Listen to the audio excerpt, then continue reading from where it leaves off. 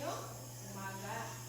At mayroon din tayong talaan ng puntos. Dito ko ilalagay kung ilan lahat ang nakuha ninyong puntos. Maliwanag ba mga bata?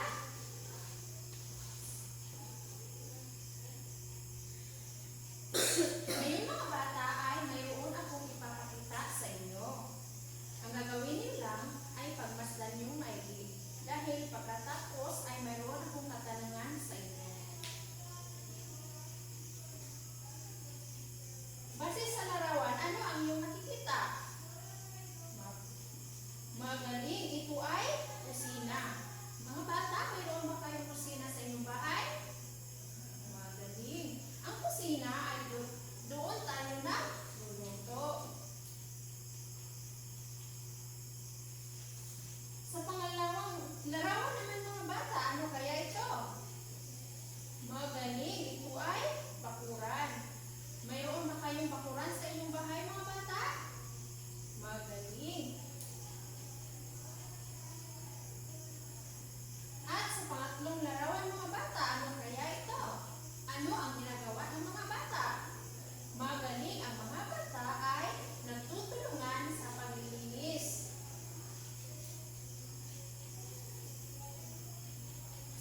Kaya ngayon mga bata, ang ating tatalakayin ay tungkol sa angkop na kagamitan sa paglilinis ng bahay.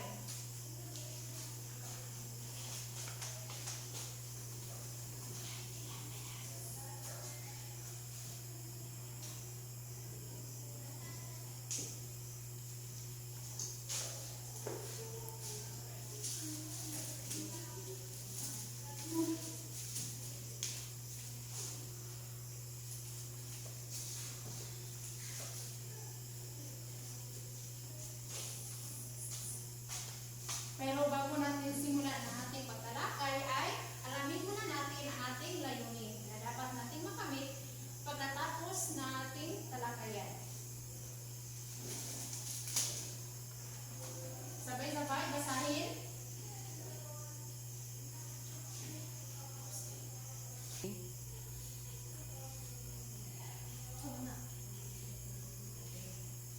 Go.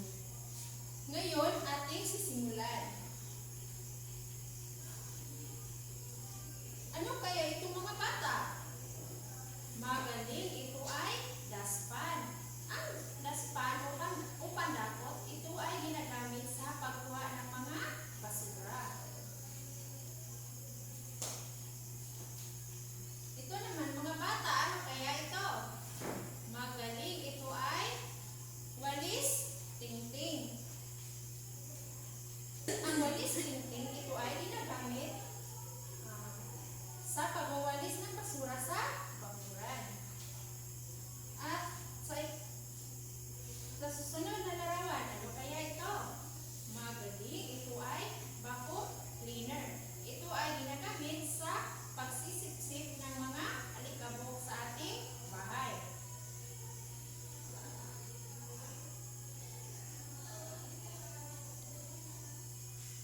At ano naman kaya ito mga bata? Magaling. Isang basa na gamit upang pamunas sa mga kasangkapan o sa sahig na may basa. So, ganun siya. Halimbawa, ito ang basa at ganun lang siya. So, mawala na yung basa sa sahig.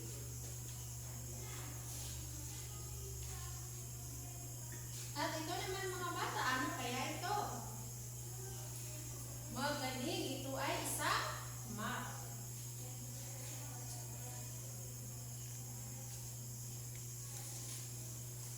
Mga bata, ano kaya ito? Magaling, ito ay isang bunot. Ito ay ginagamit upang ang ating sahig ay makintab. Mayroon bang bunot sa inyong bahay mga bata? Magaling.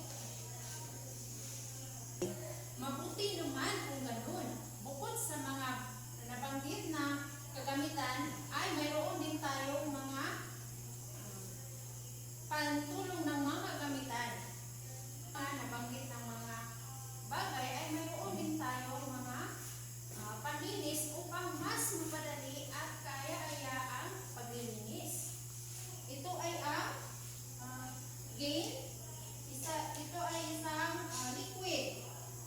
At mayroon din tayong Ariel powder at red dye wax. Mga bata, ay mayroon akong katanungan sa inyo. Ano-ano ang mga kagamitan na angkop sa paglilinis ng bahay? Magaling! Ito ay ang bunot, walis tingting, mop, at pandakot. Mga bata, ilan ang mga angkop na kagamitan sa paglilinis ng bahay?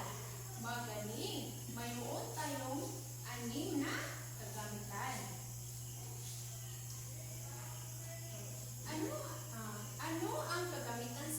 Ano ang kagamitan sa bunot, mga bata? Magaling! Ito ay ginagamit upang ano ang kahalagahan ng kaalaman sa wastong kagamitan sa paglilinis? Magaling! Ang sapat na kaalaman na angkop sa paglilinis ito ay nakakatipid sa oras at salapi. Ngayon, mga bata, mayroon pa ba kayong katanungan? Kung wala na, ay magkakaroon tayo ng aktibidad.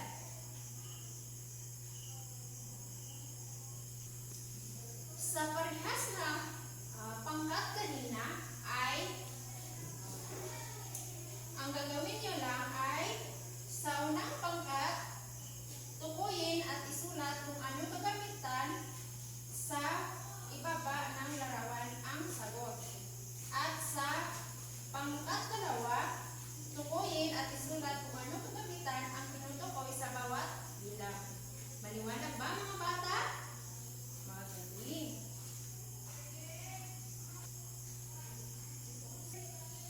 Kayo, mga bata? Magaling! Ngayon, ating aalamin kung ang inyong mga sagot ay tama.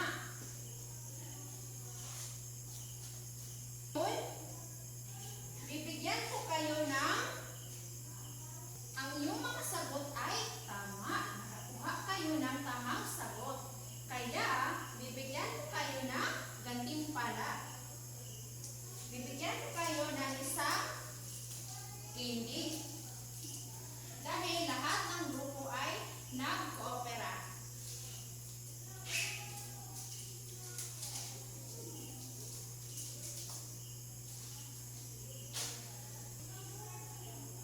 Mayroon pa ba kayong katanungan? Mga bata, mayroon pa ba kayong mga katanungan? Kung wala na, ay magkakaroon tayo ng maikling pagsusulit.